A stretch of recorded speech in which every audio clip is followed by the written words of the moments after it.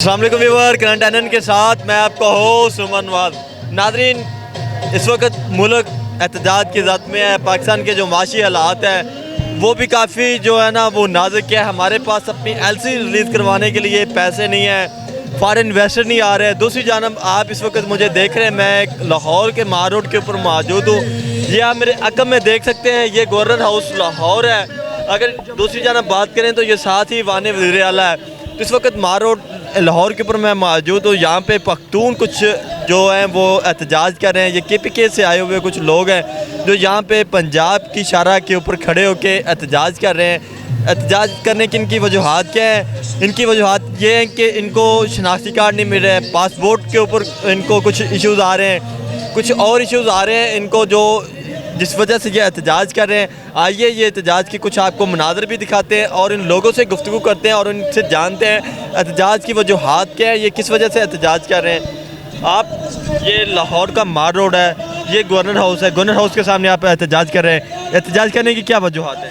बिस्मिल्लाहिर्रहमानिर्रहीम। सबसे पहले तो वजह ये है कि हम जो पख्तून कम्युनिटी है उनके लिए हक जैसे पंजाबियों को सिंधियों को मिलता है इस तरीके से इक्वल मांगते हैं। सबसे पहले तो ये बात है। दूसरी बात ये, हमारे पासपोर्ट जब हम बनवाने के लिए देते हैं तो हमारे पासपोर्ट 5-5 साल के लिए इंक्वायरियों के लिए दे देते हैं। 5 साल 6 साल हमारे पासपोर्ट नहीं बनते।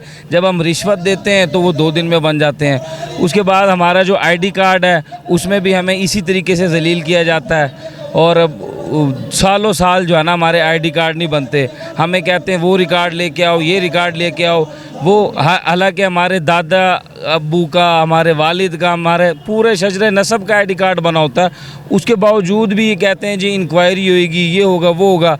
और इसके अलावा जो दूसरी वजह है वो ये कहते हैं कि आप पख्तून हो, आप जाके मेहमद एजेंसी में अपना ID कार्ड बनाओ।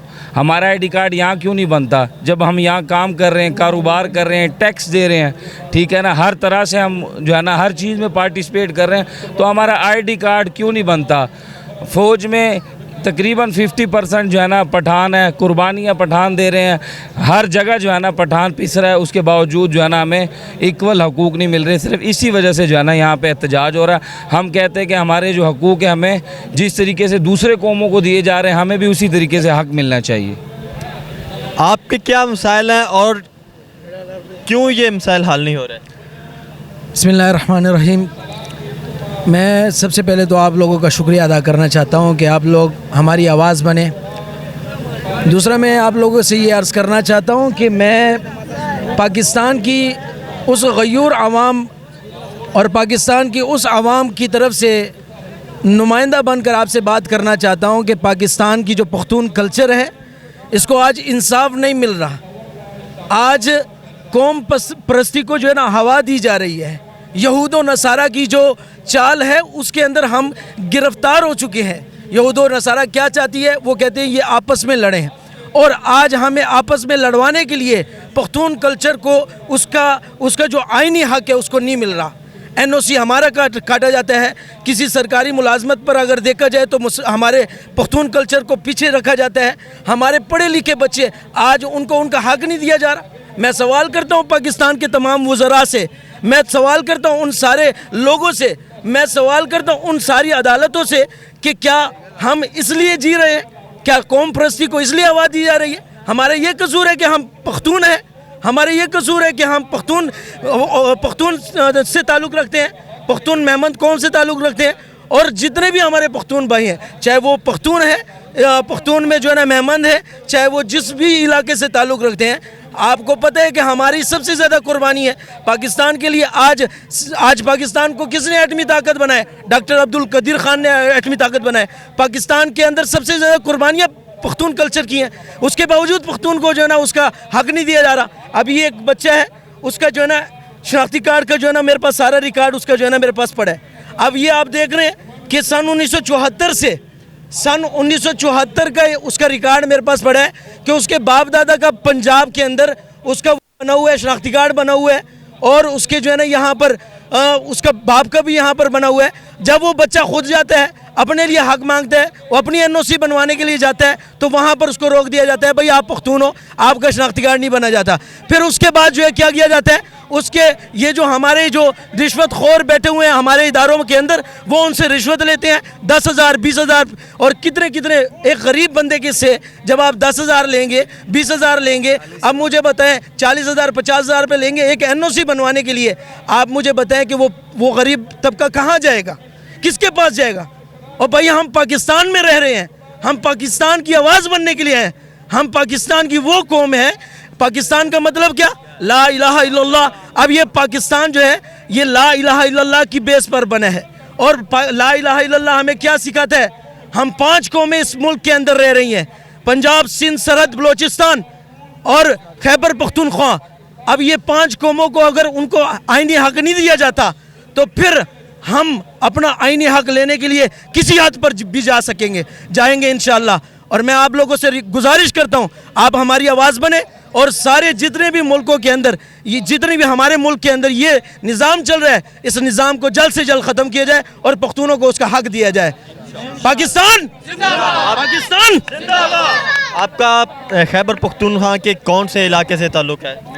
मेरा महमद एजेंसी से हमारा ताल्लुक़ है अल्हम्दुलिल्लाह। महमद से आपका ताल्लुक़ है, वहाँ से आपका रिप्रेजेंटेटिव कौन है जो आपके जो वहाँ पे नेशनल असम्बली का मेंबर है, वहाँ के आपके प्रोविंशियल असम्बली के जो मेंबर्स हैं उन्होंने एक सीनेटर को मुंतखब किया है, क्या वो सीनेटर्स आपकी आवाज़ नहीं उठा रहे जो पख्तूनख्वा के सीनेटर्स हैं या वहाँ से जो मेंबर नेशनल असम्बलीज हैं लोग, क्या वो आपकी आवाज़ नहीं उठा रहे, क्या आप उन तक नहीं अपने मसाइल लेके पहुँचे?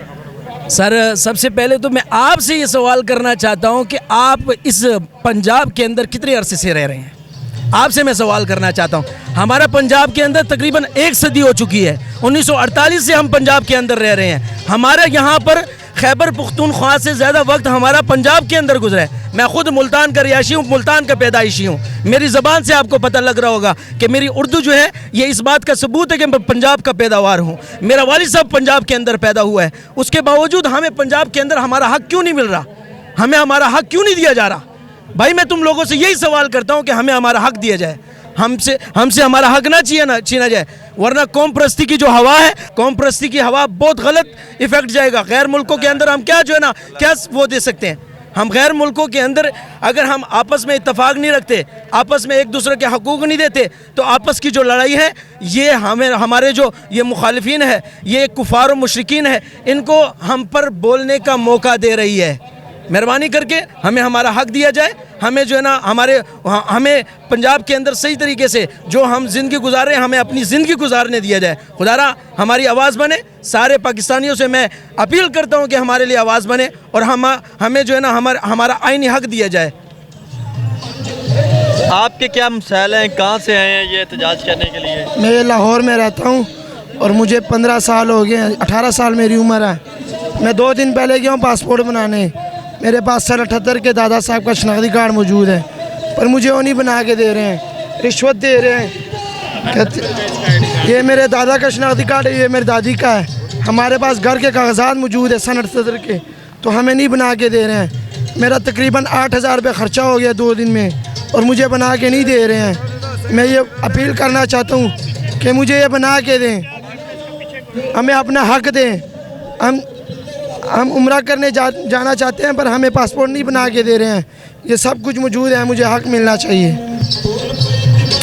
आगे से क्या कहा जाता है, आपको क्या जवाब दिया जाता है? जवाब दे रहे हैं आपका यहाँ नहीं बनना है, महमदी जाके वहाँ पर बना के आओ, पर हम वहाँ कैसे जाएँ, वहाँ पर 5-5 हज़ार रुपये टिकट लगते हैं। हम पैदा ही पंजाब में हो तो हमें यहाँ बनना चाहिए।